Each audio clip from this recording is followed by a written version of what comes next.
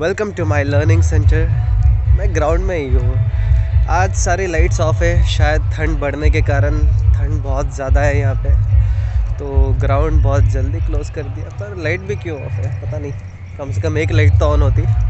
कोई नहीं, अपनी फ्लैश लाइट यूज़ कर लूँगा। नमस्कार, मैं Ashutosh Sahu, motivational speaker, independent business consultant यानी IBC ऑफ बड़ा बिजनेस।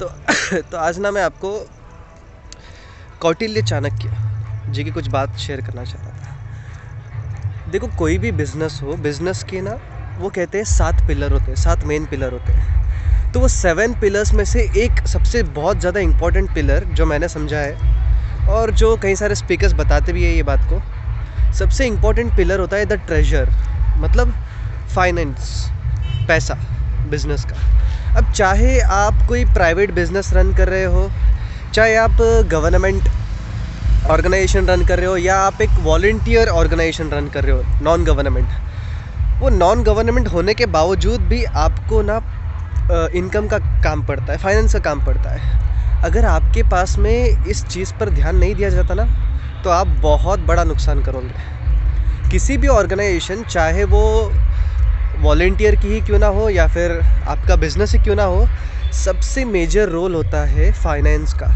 कभी इसको बिगड़ने ना दें, इसका बात आप ज़रूर ध्यान रखना।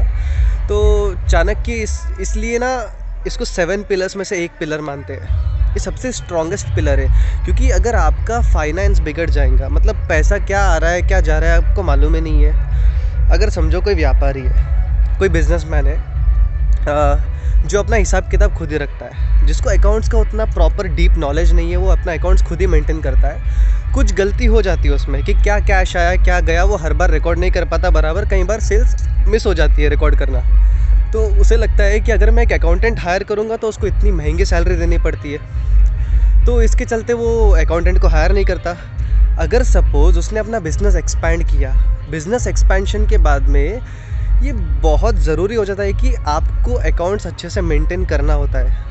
अगर आप पहले की तरह ही अकाउंट्स मेंटेन खुद ही कर रहे हो और आपको आता नहीं है, तो आप इनडायरेक्टली इतना बड़ा लॉस करते हो अपने बिज़नेस में, आप उसको कैलकुलेट नहीं कर पाते। तो एक अकाउंटेंट को हायर करना, कुछ सैलरी दे करके, कोई गलत बात नहीं है, आपको हायर करना चाहिए। जब आप बिज़नेस अपना बड़ा करोगे तो ऑफ कोर्स वो सैलरी जो आप दे रहे हो उससे ज़्यादा तो आप बिज़नेस में ही कमा लोगे।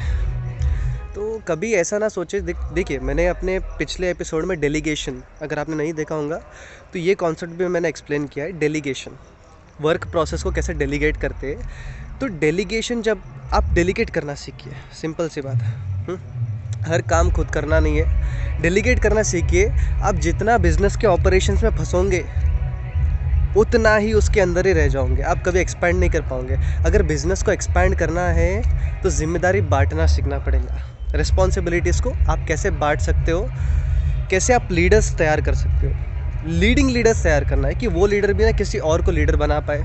तो ऐसे लीडर्स को आपको अपने बिज़नेस में तैयार करना है, ऐसी मैन पावर को आपको तैयार करना है अपने बिज़नेस में। आपका बिज़नेस चुटकियों में यूँ स्केल अप कर जाएगा ऊपर, आप आराम से बढ़ा पाओगे अपने बिज़नेस को। बस जितना समझता हूँ उतना बताता हूँ आपको। चलिए, मिलते हैं अगली वीडियो में। इसी के साथ मैं आशुतोष साहू अलविदा लेता हूँ। मिलते हैं।